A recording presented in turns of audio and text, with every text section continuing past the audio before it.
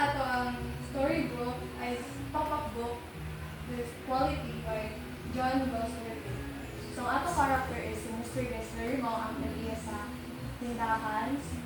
Batang lalaki mo ang character, ang main character ko sa story, and tag-iya.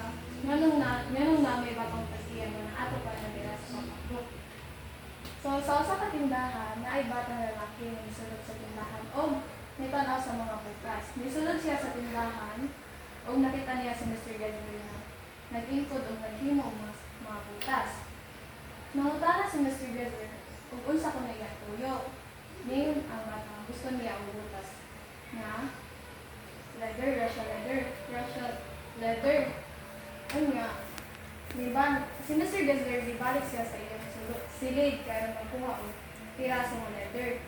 O niya, nangutana ang bata nga kung isa ba ang paghimo sa butas.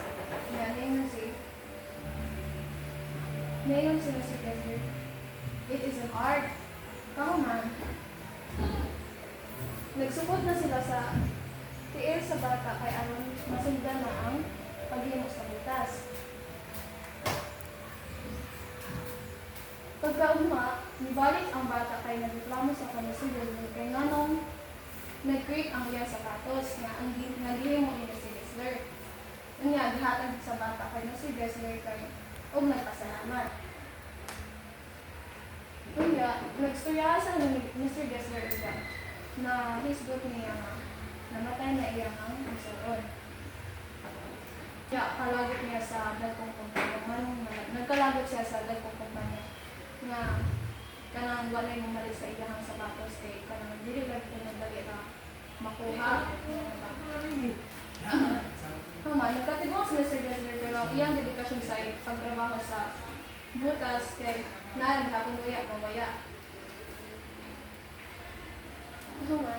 Nadawat na sa bata ang katong gipaayon niya ng butas baka niya quick baya. Tumoto nadawat na niya.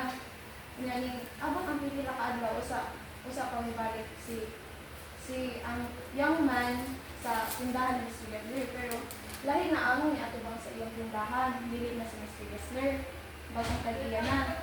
Nagstorya kay sila ngayon nangutana ang batang lalaki asa din si Mr. Gessler ngayon na ang bagong tag-iya na si Mr. Gessler patay na. Natingala ang bata kay bago pa siya ka-receive sa iyang butas nga niyagi si Nana. Ngayon ang tag-iya, bagong tag-iya nga namatay siya kung sa kalutom. Nigawa si ang batang lalaki na naikatuoy sa iyang bughat kay sakit sa iya habang mawaya na o sa katao na sigigil mo sa iya mga kalidad ng mga butas. Ano to, ang moral sa story, dili ko na ito kasanda ng kapagalingon bisan pa ko sa busy na to.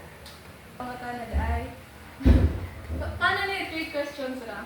Kanang isa man to ang tag-iya sa tindahan. Mr.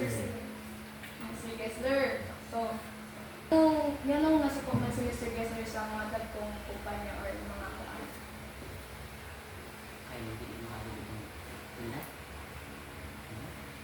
So, yanong namatay mo si Mr. Gessler. Wala to guys. Thank you sa pagpanood.